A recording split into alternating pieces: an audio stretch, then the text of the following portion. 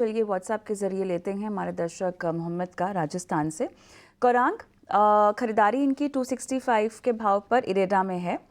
नज़रिया हमें पता नहीं है, बट 239 के आसपास का भाव चल रहा है। तो और कितना मुनाफा और कितना और रुकना चाहिए इनको? निवेश का नज़रिया है या नहीं हम नहीं जानते।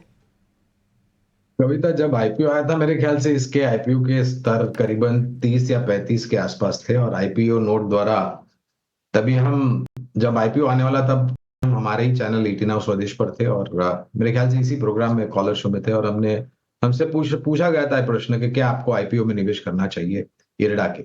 तो हमने आईपीओ में निवेश की राय आईपीओ नोट द्वारा लोगों को दी थी लंबी अवधि के नजरिए से। और अगर मैं उस आईपीओ नोट को एक आधार बनाता हूं उत्तर देने के लिए, तो लंबी अवधि का निवेश है तो बने रहे। जो ऑर्डर बुक है कविता, ये कंपनी पहले तो ऊर्जा उत्पादन क्षमता जो होती है वो खड़ी करने के लिए वित्तीय सहायता देती है, यानी कि फाइनेंसिंग ऑफ पावर प्रोजेक्ट्स।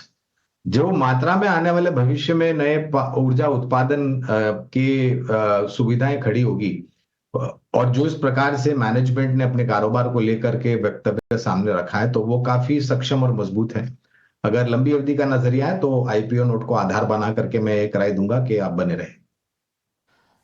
बिल्कुल, तो ये है एक विस्तृत नजरिया इरेडा पर गौरांग सर की तरफ से आपको मिलता हुआ। दर्शक को जोड़ते हैं, पंजाब से राहुल हमारे साथ जुड़ चुके हैं।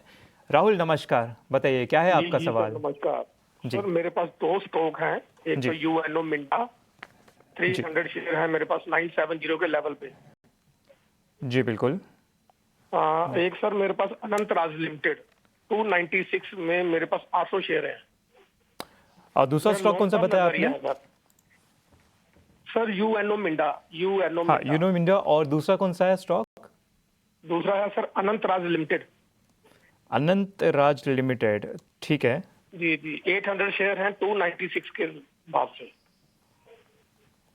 ठीक है। अनंत राज का देखते हैं हमारे पास है क्या सिस्टम में, लेकिन आपका नजरिया क्या है? आप लॉन्ग टर्म के लिए देख रहे हैं या short term? Long term sir, long term, time का इशू नहीं है।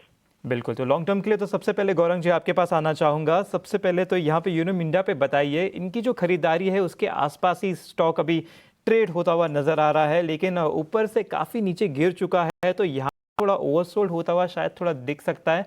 फंडामेंटली यहाँ पे क्या राय बन रही है लॉन्ग टर्म के हिसाब से? देखिए, अगर आप पिछले 6 महीने का इतिहास देखें यूएनओ मिंडा का, तो काफी तीव्र गति से ऊपर गया भी है। और जिस प्रकार से बाजार में गिरावट आई है, हमने ये भी देखा है कि जो भी शेयर्स पिछले 6 महीने साल भर में इतनी तीव्र गति से ऊपर गए हैं, तो वो उसी मात्रा में गिरेगी भी है। लेकिन कंपनी पर बुनियादी तर्क के आधार पर हमारी खरीदारी या फिर बने रहने की राय है। और ये कंपनी ऑटो एंसिलरी क्षेत्र से जुड़ी हुई है, जो कि सीधे सीधे ऑटो क्षेत्र से जुड़ी है। और अगर आप ऑटो क्षेत्र पर सकारात्मक सा रुझान रखते हैं, तो हमारा मानना है कि आपको ऑटो एंसिलरी टायर और बैटरी मैन्युफैक्चरिंग कंपनीज पर भी उतना ही महत्व देना चाहिए, क्योंकि ये कॉम्प्लीमेंट करते हैं एक दूसरे को।